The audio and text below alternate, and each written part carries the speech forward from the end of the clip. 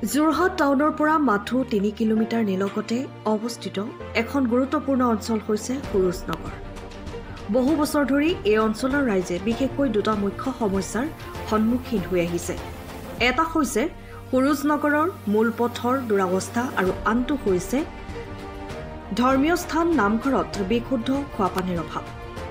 আজি সেই দুয়োটা সমস্যা সমাধানৰ দিশে এক গুৰুত্বপূৰ্ণ পদক্ষেপ গ্ৰহণ কৰা হৈছে। সুৰুজনগৰবাসীৰ দীঘলীয়া দাবী পূৰণৰ বাবে আজিৰে পৰা সুৰুজনগৰৰ মূল পথৰ দ্বিতীয় পৰ্যায়ৰ নিৰ্মাণৰ শুভাৰম্ভ কৰা হয় লোক নিৰ্মাণ বিভাগৰ দ্বাৰা। এই কামৰ আধাৰশিলা তথা কামৰ শুভাৰম্ভ কৰে যোৰহাটৰ বিধায়ক তথা অসম বিধানসভাৰ প্ৰাক্তন অধ্যক্ষ হিতেন্দ্ৰনাথ গোস্বামীয়ে। একেদিনাই সুৰুজনগৰৰ ধৰ্মীয় আস্থান নামঘৰত অসম দৰ্শন আঁচনিৰ অধীনত বিশুদ্ধ খোৱাপানীৰ প্ৰকল্পৰ কামো আৰম্ভ কৰা হয়। এই শুভ কাৰ্যসূচীত বিধায়কৰ লগতে অঞ্চলটোৰ গণ্যমান্য ব্যক্তি, নামঘৰৰ সদস্য আৰু বৃহৎ সংখ্যক ৰাইজৰ উপস্থিতি পৰিলক্ষিত হয়। এই পদক্ষেপসমূহে সুৰুজনগৰৰ জনসাধাৰণৰ দৈনন্দিন জীৱনলৈ যথেষ্ট সহায়ক হ'ব বুলি আশা কৰা হৈছে। সুৰুজনগৰবাসী ৰাইজে বিধায়কক কৃতজ্ঞতা জ্ঞাপন কৰি কয়, এই সমস্যা সমাধানৰ বাবে বহুদিন ধৰি ৰাইজে অপেক্ষা কৰি আছিল। এই সুৰুজনগৰৰ উন্নয়নৰ কাৰ্যত সহযোগিতা আগবঢ়ায় নামঘৰ পৰিচালনা সমিতি আৰু সুৰুজনগৰ উন্নয়ন সমিতিৰ লগতে বিশেষকৈ প্ৰাক্তন 51খন গাঁও পঞ্চায়তৰ সভাপতি দিগন্ত ভূঞাৰ লগতে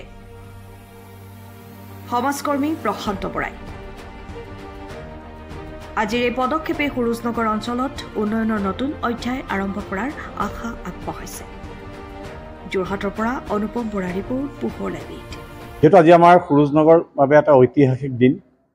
আমাৰ বিগত আজি কেইবাবছৰ আগৰ পৰা আমাৰ সুৰুজনগৰ মূল পথৰ আধা অংশ কাম সম্পূৰ্ণ হোৱা আছিলে, তাৰ পিছৰ অংশ কাম এতিয়ালৈকে সম্পূৰ্ণ হোৱা নাছিলে।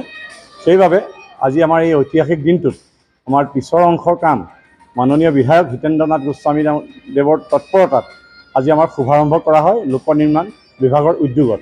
আৰু লগতে আমাৰ সুৰুজনগৰত অসম দৰ্শনৰ অধীনত বিশুদ্ধ খোৱাপানীৰ প্ৰকল্প হিচাপে আমাৰ 1.5 লাখ টকা অনুদানেৰে সেই অনুষ্ঠানটোতো আজি আমাৰ ইয়াত শুভাৰম্ভ কৰা হয়। আৰু বিশেষকৈ বিধায়ক হিতেন্দ্ৰনাথ গোস্বামী ডাঙৰক মই ধন্যবাদ জনাইছোঁ।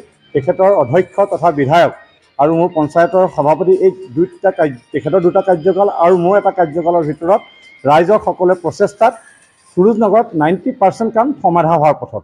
গতিকে সেইবাবে মই তেখেতক পুনৰবাৰ ধন্যবাদ কৃতজ্ঞতা জনাইছোঁ। আৰু তেখেতৰ সেই যি অনুদান আৰু তেখেতৰ যি আমাৰ অঞ্চলটোৰ প্ৰতি তেখেতৰ তাৰ যি ভাল ভাৱ, তেখেতৰ সদিচ্ছা, তেখেতসকলক মই ধন্যবাদ জনাইছোঁ। আৰু সুৰুজনগৰ ৰাইজকো ধন্যবাদ জনাইছোঁ, যাতে আমাৰ 90% আন্তঃগাঁথনি তেখেতৰ অধ্যক্ষতা অৱস্থাত থকা আৰু বিধায়ক হিচাপে থকা আৰু আমাৰ পঞ্চায়তৰ 5 বছৰীয়া কাৰ্যকালত যি কনভাৰ্জেন্স ব্যৱস্থাত কৰা হয়, এটা ৰাইজক দিয়াৰ কাৰণে আমি নিজে আজি গৌৰৱান্বিত যে এই অনুদানখিনি দিবলৈ আজি আমি তেখেতৰ জৰিয়তে বা পঞ্চায়তৰ জৰিয়তে আমি সুবিধা পালোঁ। ধন্যবাদ। দিন সুৰুজনগৰবাসীৰ কাৰণে আজি বহুদিন ধৰি সমস্যাত ভুগি থকা হৈছিলে। এডোখৰ ৰাস্তা হয়, এডোখৰ নহয়। আৰু এই পঞ্চায়তৰ কালত আমাৰ ল'ৰা শ্ৰী দিগন্ত ভূঞা আৰু বিধায়ক হিতেন্দ্ৰনাথ গোস্বামী তেখেতৰ দুয়ো প্ৰচেষ্টাত অলপ দেৰিকৈ হ'লেও এই কাম দুটা হৈছে। সেইটো কাৰণে আজি আমি বহুত আমাৰ গৌৰৱৰ দিন। সেইকাৰণে আৰু ভকত বৈষ্ণৱ আই মাতৃ আহিও ইয়াতে যোগদান দিছেহি আৰু এই কামৰ সেইটো কাৰণে বহুত ভাল লাগিছে। আৰু এই দুয়ো আৰু গোস্বামীদেৱক এইদৰে ৰাইজৰ কাম কৰিবলৈ আৰু এইদৰে ভৱিষ্যত জীৱন উজ্জ্বল হওক, ৰাইজৰ কাম কৰিবৰ কাৰণে প্ৰভু ভগৱন্তক সুস্বাস্থ্যৱান কৰি ৰাখি ভৱিষ্যত জীৱন উজ্জ্বলৰ অৰ্থও আমি প্ৰভু ভগৱন্তৰ ওচৰত মাথোন জনোৱা হৈছে। কৃষ্ণ হৰি ৰাম। সুৰুজনগৰ নামঘৰ 1990 চনত স্থাপিত হৈছিলে। সেই নামঘৰত আমাৰ পানী এটা বৰ অভাৱ আছিল। আজি অসম চৰকাৰে এটা মাননীয় বিধায়ক হিতেন্দ্ৰনাথ গোস্বামীদেৱে আমাক 1.5 লাখ টকা এটা দিছিল আৰু আমাক নিজকে কাম কৰিব জনাইছিল। সেইবাবে আজি আমি সেই অনুষ্ঠানটো প্ৰাৰম্ভিক কাম আৰম্ভ কৰিলোঁ আৰু হিতেন্দ্ৰদেৱে আহি তাত অংশগ্ৰহণ কৰিলে। আৰু লগতে আমাৰ লোক নিৰ্মাণ বিভাগে আমাৰ যিটো ৰাস্তা আছিল সুৰুজনগৰ, সেইটোকো আধা আছিল, সেইটোকো তেখেতে আজি শুভাৰম্ভ কৰিলে। এই গোটেইখিনি কৰাৰ কাৰণে আমি তেখেতক নথৈ ধন্যবাদ জনাইছোঁ। লগতে তেখেতৰ জীৱন আয়ুস বৃদ্ধিমান হওক বুলি আশা কৰিছোঁ। আৰু আজি সভাখনত আমাৰ পুৰুষ আৰু আই মাতৃসকলে থাকি আমাক যিটো উৎসাহিত কৰিলে তাৰ বাবে তেখেতসকলক আমি ধন্যবাদ জনাই আজি মোৰ সামৰণি এইখিনি। ৰাস্তাটো আজি বহু দিনৰ পৰা আধাৰুৱা হৈ আছিলে আৰু তাৰ কাৰণে ৰাইজে যথেষ্ট কষ্টও ভোগ কৰিবলগীয়া হৈছিলে। এই ৰাস্তাটো আধাৰুৱা হৈ থকাৰ কাৰণে তাক দেখাটো অৱশ্যে বহুত দৃষ্টিকটু হৈছিলে। এইখিনি হোৱাৰ কাৰণে আমি কেতিয়াবা বৰ মানুহৰ আগত সমস্যাটো কৰিছিলোঁ। আৰু এই কামটোকে আজি আমাৰ এই অসম্পূৰ্ণ ৰাস্তাটো সম্পূৰ্ণ হ'বলৈ ওলাইছে। তাৰ কাৰণে মোৰ আজি আমাৰ খুব ভাল লাগিছে, আমি খুব আনন্দ অনুভৱ কৰিছোঁ।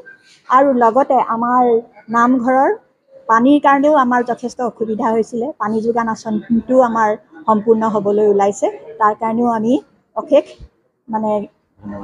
ধন্যবাদ জনাইছোঁ আমাৰ বিধায়ক ডাঙৰীয়াক। আৰু লগতে আমাৰ ৰাস্তাটো কৰিব লোক নিৰ্মাণ